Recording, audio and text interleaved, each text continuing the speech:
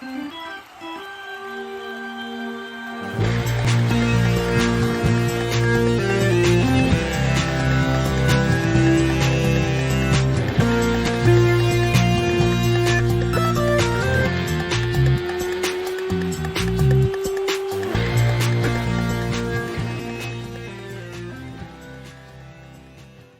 are joined by Buck Reising, host on 104.5 The Zone, based in Nashville, reporter for A to Z Sports, and host of the 615 Sessions podcast.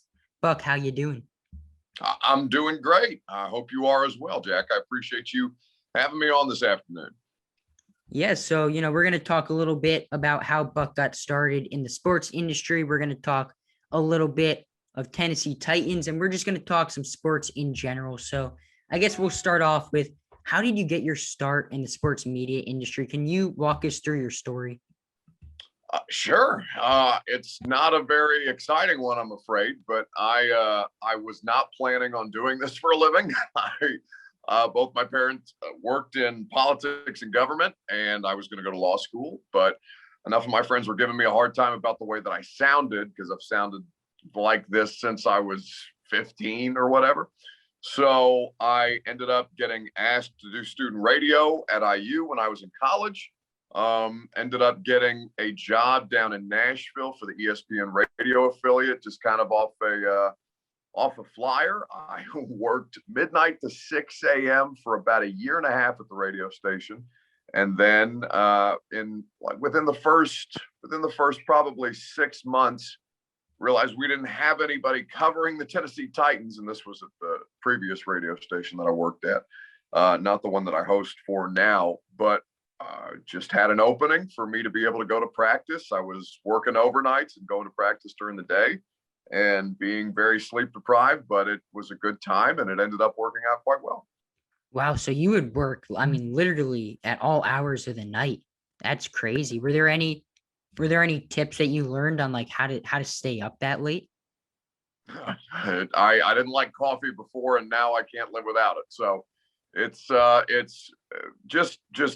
totally changes your entire life, basically, having to keep those kind of hours and learn to, be a little bit sleep deprived, to be honest with you. But it's something that most people have to do, those kind of jobs, when you start out, because this is a very popular profession, as you can imagine. And it takes some people who are willing to last and do the stuff that nobody else wants to do at the start. So just kind of having a little bit of that mindset that you're just going to have to gut it out and continue to work on your craft. I started a podcast while I was doing the overnight shift. It was not something the station wanted me to do, but I wanted to be on air and I wanted to find a way to get reps, and they weren't putting me on air. So I just ended up having to start that in the middle of the night, and it ended up working out, because it's now what the 615 Sessions is. It's something that I'm very proud of, because it, not to sound like a jerk, but it's won a couple awards now here locally in Nashville, which point of pride for me, seeing that that's kind of how I got my start now, on top with the radio show, the streaming show that I do every night for A to Z Sports, and getting to cover the NFL every day. Would you say that hosting a radio show is a very different experience from hosting a podcast?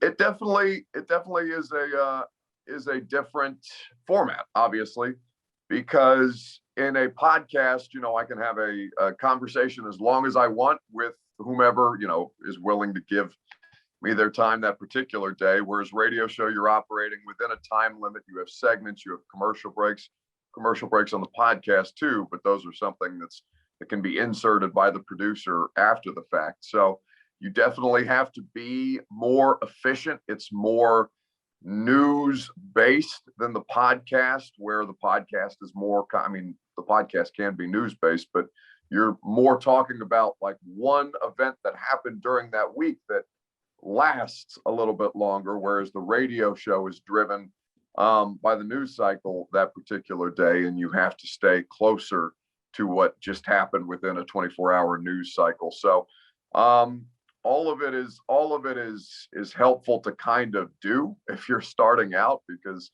just the best way to learn how to do these things, and is to get out there, find a way to get reps one way or another. And that can be difficult to do unto itself. You have to find somebody who's willing to let you get those reps. But they both can help you be better at the other. And the streaming show is a different monster entirely, because there's just me on a camera, live on the internet for 45 minutes to an hour every night. And I have to do the commercial breaks myself. So it's a different pace, and a different style. You have to be a little bit more attention deficit disorder, basically, to kind of keep up on that. But it all works with one another, and it really can help you improve across the board. Mm-hmm. So you said that you weren't originally planning on going into the sports media business when you were coming out of college. So was this sort of a learn on the fly thing? Did you have to learn a lot of the skills that you need for the business, like while you were on the job? Very much so. Frankly, Jack, I had to learn a lot about sports, because I did not grow up in a house that really valued sports at all. My mom didn't have time for it. My stepdad, kind of interested, but not something that we did, not something that we would consume on a regular basis. So I basically teach myself about the NFL. Given that was the opening, that was the job that I was going to be able to have my first crack at, which doesn't happen for everybody. A lot of people have to do like high school sports and then college sports, and then before you get a job covering the pros. But for me, it was all kind of thrown at me really quickly. In professional football, I come from Indiana, so all I cared about, my favorite sport was basketball. That's really all that I watched. So I had to kind of learn about the NFL while trying to learn the broadcasting skills, consuming as much as humanly possible to kind of sample different people's styles that I liked, and find ways to make it your own without trying to do, a bad impression of somebody else. So it was all really, I don't mean to diminish my college education, because I was a political science major. I didn't go to school for broadcasting, for sports media or journalism, really. So I got a great education at IU. I just didn't end up using much of it. It was all kind of real world experience what I got once I got out into the labor force. That's crazy. So you weren't even a huge football fan, and then you just get thrown into the fire right away covering football. That's wild. So was there a single person or experience that you had when you were just starting out that you kind of take with you today and you really learned from? Certainly. The first time that they let me in the locker room, they absolutely shouldn't have, because I was completely unqualified to be in there and around much more senior reporters. And I was terrified of the athletes, because I'd never covered a locker room really at all, much less a professional football locker room where everybody's giant and scary at first. But it was about 3 days into me going to practice and open locker room, when the punter here, Brett Kern, he's been here forever. He's the longest tenured player on the roster at this point. Incredibly decent guy. Just kind of came up to me and was like, "Hey man, do you need somebody to talk to? You look a little bit lost." And that was great, because it allowed me to kind of let my guard down a little bit, to get comfortable communicating with an athlete of that scale. People kind of diminish punters from time to time, but obviously it takes one person just kind of reaching out and opening the door for you a little bit, if you've never done it before, to kind of give you that opportunity, like we're talking about, just to simply get reps talking to a dude at a locker when they're in a rush, or they're trying to get ready for practice, and you have to be very pointed with your questions, and they don't want to waste, they're not trying to waste their time. You're not trying to waste their time. It can be a little bit like speed dating. So just kind of those first couple of days of kind of, getting to know guys in a way that was conversational, as opposed to, "Hey man, let me ask you 3 questions about how you screwed up on Sunday." You know what I'm saying? Like you have to learn how to talk to them in a way that they don't hate is, I guess, the best way to say it. Is that tough to sort of foster relationships with players so that, after they do make a mistake or have a really bad game, you can, you can ask them questions and they won't just put their guard up and give the generic answers.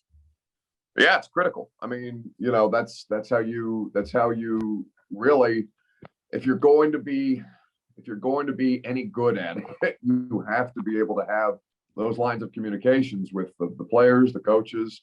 You develop sources around the facility just by being there and becoming familiar and understanding that you're going to talk to, you're going to give people the opportunity to tell their side of an issue or a play or whatever may come up before you formulate your opinion. And then, like I have a 3-hour radio show. I'm probably going to talk a lot about the Titans because we live in the South. It's all football. All people care about is football for the most part. So you spend a lot of time, especially on the Tennessee Titans here, and it's a solo show that I do. So I got a lot of opportunities to screw up if I'm not careful and buttoned up on the information based on who I'm talking to and the opinions that I'm having to formulate. And given that I work for their radio flagship, like where my radio station carries the games, they're the Tennessee Titans partner. So I know people in the building are listening. So it does take some time.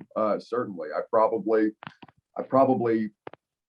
wasn't really good at it until at least 2 years in, and it's still a work in progress because there's new guys in the locker room every year, and those are relationships that you have to start over, and guys that you used to talk to get jettisoned very quickly because the NFL does not wait for anyone, especially if you're on an expensive contract that a team thinks they can do better without. So it's constantly evolving, and sometimes, honestly, you get dudes who don't want to work with you, and you still have to find a way to do your job around that. And it can be uncomfortable, certainly, because, as we said, they are not, this is a different media environment where the athletes have their own platform. They don't need us like they did maybe 15, 20 years ago to be able to get their story out, to be able to get their message out. They all have bigger platforms than most of us at this point. So you have to find a creative way to help them tell their story in a way that they think can still be useful, to be honest with you. So you would say that your radio show is 99% Titans? I wouldn't say 99%. It's probably, but it is a good percentage. I would probably say, if we had to put numbers on it, 75% Titans, maybe less than that in the college football season because the Tennessee Volunteers are a massive fan base. They've been around for far longer than the NFL. People are much more passionate about college football, to be honest with you, than the NFL. We have an NHL team here, the Nashville Predators. They're in the playoffs, so really you wait until playoff time to talk about that. So we'll say 70% Titans and 30% everything else. Is that tough not originally being from Nashville to, go to Nashville and have to do a radio show on Tennessee sports and only Tennessee sports? Is that tough to kind of transplant your fandom? I guess it helps that, you weren't that big an NFL fan to begin with, but to just transplant your fandom to a whole different city, is that tough? Well, to be honest with you, I'm not a huge NFL fan. Still, I cover the league. It's cool. I love to get dolled up in a suit and dressed up on game day and cover the postseason and the games because it's show business, right? It's why we get into it. That's the opportunity that all of us have. It's not just an opportunity to perform for the players, but it's also, you don't want to make the story about yourself if you're the journalist, but anymore, journalists are asked to have opinions and you weave yourself a little bit into that story every time they play a game. So you learn to get over it, really, because I'm not a huge football fan, but I love what I do. It's not a real job what I do for a living, and when you say to have to, I just kind of, it reminds me of my high school football coach, which is probably the reason why I'm not crazy about football, because he was an insane person.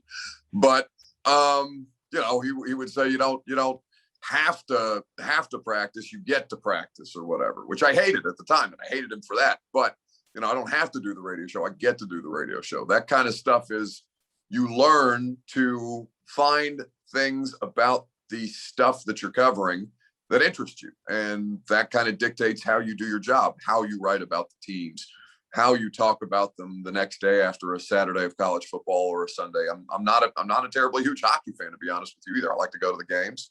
The live games are fun here in Nashville. They put on a really good show because they get all the country music singers involved, and it's more of a production than anything. And you go, once you're of age, you go drink some beers with a couple of friends, and you enjoy guys crashing into each other. It's blood sport, basically, hockey, and you find different ways to get attached that way. But like, I don't know, I'm never going to be a Titans fan. I'm objective. I'm a reporter, so it's my job, in fact, is to not be a fan. Hockey is something that I've kind of learned to talk about. Even if I don't like the X's and O's of the sport, I still enjoy certain elements of it and the people in it. So it's all about how you kind of be creative with the way that you discuss the topics that are relevant to the people that you're talking to. Because the radio show is not for me, it's for the audience. The podcast is not for me, it's for the audience. What I write about is not for me, it's for the people reading it. So that's just kind of how you have to think about the way that you do your job. Mm-hmm. So is there, a favorite part or just a favorite, benefit that you get from being in the sports industry? What is your favorite perk of being in the sports industry? That's basically free travel to cover NFL games and be there on game day. Game day is the best, and it's one of the hardest things that's been in the COVID seasons, because there was no reason for me to travel last year, to go to road games, to go to different environments, because everything that we would do after games is on Zoom. The press conferences, locker room access, it's all done virtually now. And still, I'm going out to practice tomorrow, and we'll be at practice. We're back. Those of us who are vaccinated don't have to wear a mask at practice, but we're still not permitted in the locker room. So we can hang out at practice with them, but then they scurry us over to card tables afterwards, and we sit outside. We do the Zooms on our laptop. So to be able to go and have my travel and all these things paid for, to go to different cities across the country, and fortunately, while I've been here, they've been good, and had successful playoff runs that have been incredibly enjoyable to cover, and you get to meet all kinds of cool people that you have no business meeting. So all of those, it's a really unique job. And honestly, the hours and the days that you have to give up, because they have practice on Thanksgiving, they have games sometimes on Christmas. They had a New Year's Eve game a couple of times while I've worked down here. So you give up a lot of your life to do it, but the rewarding elements of it, I think, more often than not, are worth it. Mm-hmm. So you mentioned, some of the COVID protocols. Was it really tough to cover a football team during the peak of COVID, where you don't have that inside access to a locker room? Well, honestly, it is critical to have had the relationships that I did prior to things, our access basically being cut off during COVID, because those relationships are then how you communicate with the guys outside of the Zoom forum, because the PR staff decides who you get to talk to that day. It's not open locker room. You many times you end up writing similar stories to as your colleagues, because you're all in the same Zoom, you're all getting the same quotes, and unless you have ways to create unique coverage, like some of us are fortunate to do, you're really, it's just kind of what's the word that I'm looking for? A lot of it is similar, which you don't want to be. The most difficult thing in sports media is finding different ways to do stuff that's been done 100 times over by millions of different people over the history of sports media and coverage. So yeah, I continue to hate the Zooms. I do it because it's essential for them, and we want to make sure that everybody's staying safe, even as people are starting to get vaccinated and are in progress of getting vaccinated here in Tennessee.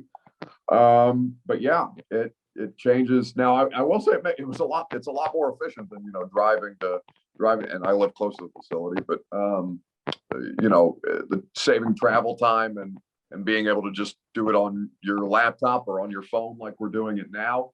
there are ways that it has made my job more efficient, but I also think it's been harder to kind of learn how to not let the ease of something like Zoom make you worse at your job, because it does give you the opportunity to be a bit lazier, and that's not something that you can afford if you're trying to keep up with everybody else. So let's transition now a little bit more to current day Tennessee sports. So, with the Titans, we've heard some rumors in the past couple of days of Julio Jones. He wants out of Atlanta. Tennessee's a potential landing spot. Do you think that's a high percentage chance that he ends up in Tennessee? He's got a $23 million plus cap hit, and they have about $3 million available to them right now to spend. They could restructure Ryan Tannehill or Derrick Henry or Taylor Lewan, Rodgers Saffold. They've got a number of high money or high cap hit contracts that they are eligible to restructure, but then you're giving up future financial assets as well as whatever you would have to trade to get him, assuming that's going to be a reasonably high draft pick or a couple at this point. There's so many hoops to jump through for them. They're in the best position to get him on a winning team because, as we talked about, they've had 5 consecutive winning seasons here. They won their division last year. They went to the AFC title game in 2019. They've got a really good core in place with Derrick Henry and Tannehill, A.J. Brown, who's a really promising young receiver. Their defense looks to have been mostly rebuilt because it was ghastly last year, terrible. And they spent a lot of money to correct that. But if you're asking me Julio Jones to the Titans or the field, I'm going to say the field. It's an improved chance from what it was pre-draft when we started having conversations about it down here. But I still think that it is less likely to happen than Vegas odds might say that it is. Speaking of the draft, were you happy with the job that the Titans did? Do you think that they gave their team, losing, a couple of key players to free agency, such as Adoree Jackson, Corey Davis? Are you happy with the job that they did to retool their team? So it was not very well received here by the fans. I understood a lot of the moves that they made because it's not just about replacing top end talent for them. They lost a lot of depth pieces too. So you're drafting, a corner with who has 2 back procedures, recent back procedures in his medical history right now in the first round. Caleb Farley, who, if he's right, can be a total game changer on defense at the cornerback position, given that they didn't just lose Adoree Jackson, but they cut Malcolm Butler. Kenny Vaccaro has been here for a couple of years. They basically nuked their secondary because, frankly, last year it just wasn't good enough. So they can only get better on defense because they were historically bad on things like third down conversions allowed. Just the worst in NFL history. So defensively, they have a much higher floor to be able to work from, given how low they were last year. Offensively, I think they're probably going to take a step back, and that happens. They lost a lot. They lost Corey Davis, as you mentioned. Jonnu Smith got a big contract from the New England Patriots. Their offensive coordinator here, who was helping them score 30 points per game, north of 30 points per game, is now the head coach of the Atlanta Falcons. And they're working with a lot of unknowns at the receiver position. If A.J. Brown gets hurt right now, they're probably the worst pass catching group in the league. They didn't draft a tight end, even though they lost 2 of them in free agency. And there are still opportunities for them to exploit the free agent market of guys who get cut, because we're starting to work through that process now. And trades are still on the table based on what the general manager, John Robinson, talked to us about a couple of weeks ago. Teams calling him with interest, or with the Titans' interest in trading for some tight ends that have high salary cap hits that teams are, like the Eagles, are trying to offload. I don't think it's a finished product yet, based on what they did in the draft and what they have left to do before 53 man rosters have to be finalized. But it was not a sexy draft, but it was functional, and I understood the practicality of it. Caleb Farley is a guy who can be such an X factor for that secondary, because he's a lot of risk, obviously, with the injury issues. But, if it weren't for his injury issues, he could have been, drafted top 10. He's a guy who's extremely talented. So if he's healthy and he plays like he's capable of, he can be, a huge value pick for the Titans. And they did the same thing a couple of years ago with Jeffrey Simmons in 2019. He tore his ACL the February before the draft. He's an incredibly talented player. Talked comparisons to Fletcher Cox and Ndamukong Suh, and very, very top end talented interior defensive lineman. He also had something in his an incident in his background in high school where he was seen on video hitting a woman. It was a risk for them to take a chance on him. That was, long before his college career. He was still in high school at the time, but that was a big reason why he fell down the draft board, and they got him at 19 overall. And he has since rehabilitated not just his knee, but his just kind of the core of who he was as a human being in a way that I would not advocate for if I thought him to be disingenuous with how he's kind of changed himself as a person. But they found fantastic in the NFL draft. It's often a dirty business where there are incidents like that in some of the players' backgrounds, unfortunately. And you have to be comfortable in who you're putting your neck out for. If you're going to bring them into your organization and take that kind of risk, that they may still be the character that you believe them not to be. So this is a different situation. This is because of injury, and it could end up working out very, very well for them. They did kind of hedge their bets by taking another corner in the third round, who is Elijah Molden out of Washington, who they think pretty highly of, who the rest of the league seems to think pretty highly of. So the pressure is not so much on Caleb Farley as a first round pick to get out on the field, because they've got most of the pieces for their secondary in place. Caleb Farley was just best player available at the position where they were selecting. And those guys can often transcend if you find really true value in them, which they think they have. Were there any picks that, just generally from the first round of the NFL draft that really surprised you? Not necessarily with the Titans, but just around the NFL? Just kind of cycling through some of the ones that were made in my head. I was not terribly, well, I guess I was surprised to see the Bears trade up to get Justin Fields. They have, the last time they traded up was for Mitch Trubisky, and that was a, categorically failed experiment. Everybody believes Justin Fields to be a superior athlete, a superior player at the position. But that's what desperate football organizations do sometimes when they are in win now mode and their jobs are on the line. Whether you're the head coach or the general manager, you push or you press a little bit to get the player that you think is going to buy you a few extra years, even if you're mortgaging future draft capital. So that I don't necessarily know that I was surprised by that. I was interested in the Falcons taking Kyle Pitts at 4, given that I do know Arthur Smith, who's the head coach there, the offensive coordinator. It's rare that you have the ability to pick that high in the draft organically without trading up, and still have a franchise quarterback on the roster. Obviously, this was a first round that had many quarterbacks that were talented, and Matt Ryan is age 36, I believe, at this point. 36. So I would have been curious to see if they had explored the possibility of quarterback. And actually, Art came on the radio show after the draft and said that, they believe in what Matt Ryan is, and they're smarter about football than me. So I will leave that judgment to them. I can't think of any other ones that kind of shocked me off the top of my head. I did think J.C. Horn went pretty high to the Carolina Panthers. Good corner, talented corner, and obviously they thought the Dallas Cowboys might come up and get him.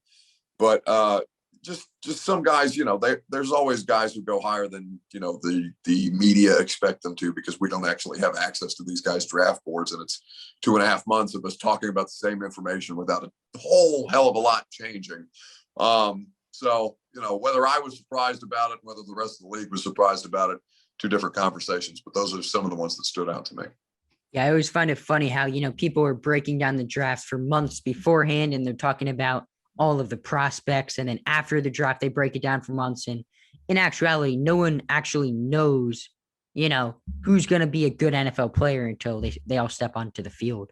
And really, up for like 3 years after. Yeah. You don't really know who they're going to be as a player. We had they had a first round draft pick here last year, Isaiah Wilson, that played 4 total snaps, got cut for a variety of different failures on his part, and not the organization not faultless in that. You're responsible for who you end up selecting, but he's already off of his second NFL team. He lasted 3 days with the Miami Dolphins, and this was somebody who had the potential to be a Pro Bowler at right tackle and just kind of went nuclear because something went wrong in his life and he couldn't get it together, and the team either wasn't equipped to help him or didn't do the right things to help him, and he went up in flames pretty quickly. So that's an extreme case, and I don't think we've seen a first round pick be that bad in quite some time. But yeah, the draft is probably the most uncertain of sciences in any sport, because you simply don't know how these guys' lives are going to turn out, because they're still not fully formed human beings, and things change very quickly. Once you're given millions of dollars and said, all right, you're on your own.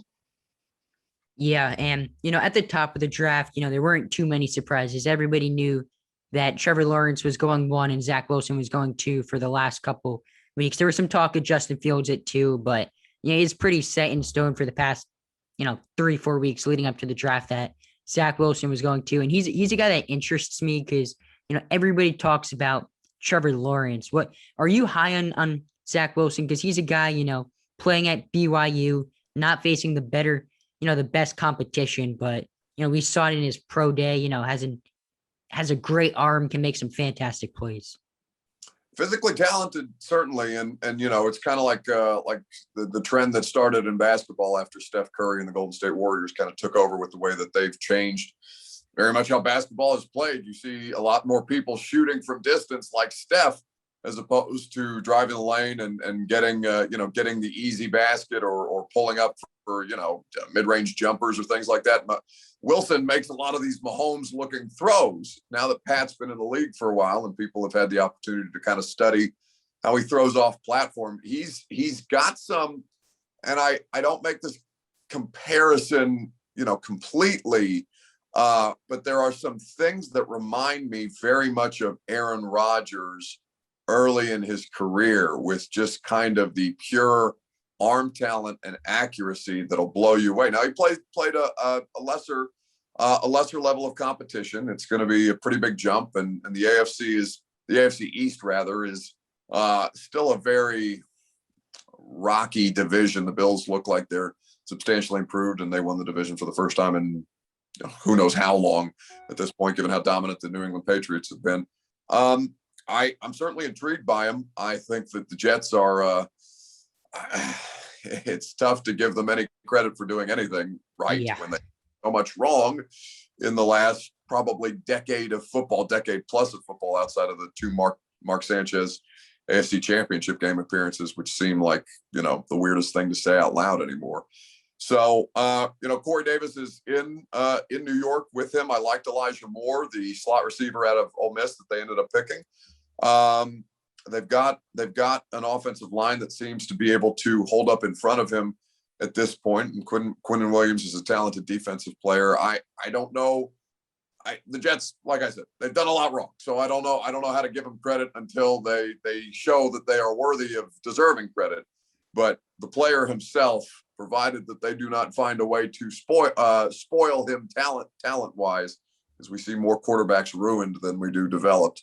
I'd be curious to see how that thing kind of plays out, because they have good skill position players.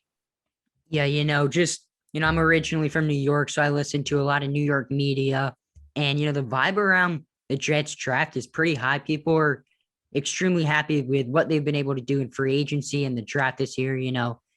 Joe Douglas, their GM, is a guy that a lot of people respect just around the team, and Robert Saleh is a guy who hopefully no one really knows because it's his first head coaching opportunity, but can be able to turn some things around. And Mekhi Becton is, an otherworldly left end, had a great rookie season when he was actually on the field. But, we just saw it in New York with Sam Darnold, a guy that coming out of the draft, everybody thought was a can't miss prospect. And then, next thing you know, he's traded after his third season. So I'm definitely interested to see what Zach Wilson is going to turn into. But just around the league, are there any storylines maybe specifically in the AFC South, just maybe generally around the league that interest you? Oh, I mean, certainly here in the AFC South, Deshaun Watson, which is a very, very complicated situation, and one that I really, to be honest with you, struggle with, just because as we talked about earlier, your job more often than not is to have an opinion with as many platforms as I'm talking on, and it's difficult to have an opinion about something that the legal system has not yet found a solution for. So whether he ends up playing football this year, I think is very, very much on the table. They've drafted and brought in quarterbacks from all over the place, none of them very good, but clearly they are looking at contingency plans. It doesn't sound like these 22, I believe at this point, civil suits of inappropriate behavior against him are coming to a solution, or they're not going to have a solution anytime soon. So what this looks like from a quarterback standpoint here in the AFC South, obviously that's the Titans division. So Carson Wentz, a new piece in all of this, whether he is able to rehabilitate his career. Trevor Lawrence, first overall pick, playing down here as well. The obvious one outside of the division would be Aaron Rodgers, the stir that he seems to be causing across the league. I hate to go to the most popular ones, but Tom Brady at age 44, heading into year 45, is he still capable of sustaining? I find him to be fascinating. And the Titans are going to have joint training camp practices down in Tampa Bay, so I'll get to see him work again, which was one of the cooler things, given that Mike Vrabel's the head coach here. They're buddies. They played on the early Patriots Super Bowl teams together, and so they've come here for joint training camp practices. Tennessee and the media corps will head down there this summer as well, so we'll have the opportunity to kind of see the greatest of all time at his craft. But outside of that, the Deshaun Watson is probably the most interesting, maybe not the most interesting storyline now with Rodgers, but he's certainly top two at this point, and I don't think anybody has an answer for it right now. Speaking of Aaron Rodgers, obviously there's been so much talk made about him wanting out of Green Bay. Do you think when the season starts, he will be on the Packers roster? Yeah. It's kind of like the Julio Jones situation. It's all good and well if you want to be traded, but the players so rarely and so few opportunities have leverage. And Aaron Rodgers under contract, and he's expensive, and it's going to cost a lot to go get him for any team. And the Packers can still say no to all of that. So they don't sound like they're budging. He doesn't really, he's being diplomatic publicly, and how he's handling things behind the scenes has been reported on as being less diplomatic. But he's too good to let go if you're Green Bay, and I think that there's too much working against him. It's kind of like Julio Jones to the Titans. There are too many reasons that it won't happen to say that it will. But we've seen pretty seismic moves in the NFL before when nobody expects them. It's just, unless something changes right now, I don't see how they let the MVP of the league just walk. Yeah. And, you've covered obviously Derrick Henry, who is a freak of nature athlete. Is he the most impressive athlete you've ever seen in person? Oh, wow. Probably. Cam Newton and the Carolina Panthers were here for training camp a couple of years ago. Cam physically is one of the most just shocking human beings I've ever seen in my life. Him and Derrick Henry are these kind of, we're not the same species. They're extraterrestrials to a degree. Certainly physically, Derrick and Cam are up there. Trying to think. It's probably Derrick. He just how spectacular he is honestly pretty recent. Because he was, he's losing snaps to DeMarco Murray when he first got here.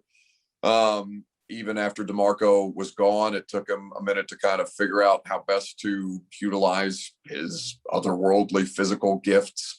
But since then, I have to kind of take a step back and not take him for granted, I think, because he does such ridiculous, or he performs at such a ridiculous level on a weekly basis at this point, since he kind of, found his footing, for lack of a better term. And I think that was the second half of the 2019 season here, and that he ended up, physically carrying them to the AFC title game. So Derek's probably the most impressive athlete I've ever covered.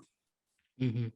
Well, Buck, we thank you for coming on, talked a little bit about the Titans, talked a little bit about how you got into the industry. So, I just wanted to thank you for coming on to the show. Hey, anytime, buddy. You got my number, and I appreciate you having me on. This was a lot of fun. You're much better at this than me when I was starting out. So continue to improve, and I'll certainly be watching. Okay.